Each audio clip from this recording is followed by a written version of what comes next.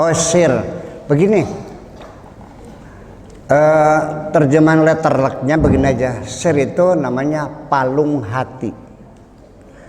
Jadi kita dalam diri manusia ini semuanya yang dilihat mata, hidung, telinga, perabaan, mulut, ini namanya hardware. Softwarenya itu adalah diinstal oleh Allah yang tidak bisa dilihat dengan mata. Tapi gejalanya ada software ya, piranti lunak namanya itu. Nah, ini ada hati, ada perasaan, ada angan-angan, ada ingatan, nanti emosinya ada marah, ada sedih, segala macam semuanya itu. Nah, begini, bahwa kita ketika berkomunikasi ada masalah. Kalau saya bicaranya di tengah-tengah akademisi di perguruan tinggi, yang hadir itu para dekan, para rektor. Apa saya bilang? Saya mau bicara tanpa berpikir, yang penting saya bicara. Anda paham silakan, tidak paham silakan. Anda orang pintar semuanya. Itu aja. Tapi kalau saya bicara di daerah terpencil, saya mikir 4-5 kali bagaimana supaya mereka paham. Ya, dengan contoh, berbagai macam contoh supaya paham. Sehingga komunikasi dengan bahasa sendiri ini juga memerlukan pengalaman panjang.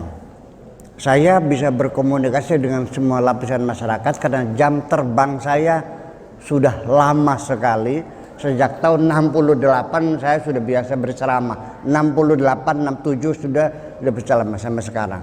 Nah, oleh karena itu, maka dalam berkomunikasi dengan bahasa pun kita bermasalah.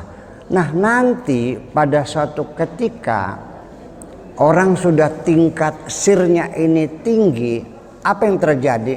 Berkomunikasinya sudah tidak menggunakan bahasa lagi. Ya, karena manusia itu ketika berpikir menggunakan bahasa. Nah, ketika orang berpikir itu kita bisa menangkap gelombang suara itu melalui gelombang ruhani, kita bisa paham orang itu sedang mikir apa. Nah, ini cerita kewalian. Dulu ada seorang murid di Baghdad, berguru sudah sekian puluh tahun, rupanya ilmu sang guru sudah dikuasai. Si murid ini ingin mendapatkan ilmu yang lebih tinggi lagi.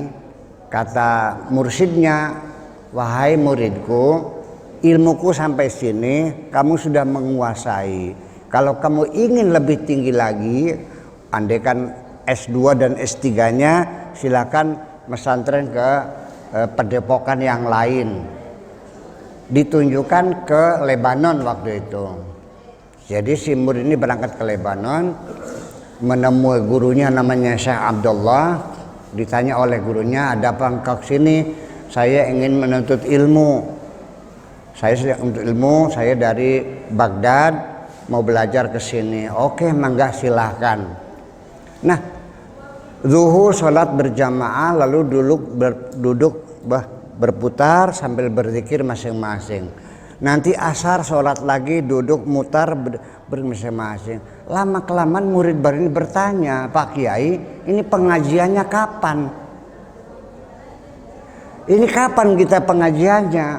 Kata gurunya, setiap habis sholat kita kan ngaji. Lah, ngaji apa? Coba panggil murid yang lain. Tadi pada zuhur ngaji apa? Ngaji balaghah. Apa mata pelajarannya waktu itu? Bab isti'arah. Terus ada yang bertanya enggak? Ada.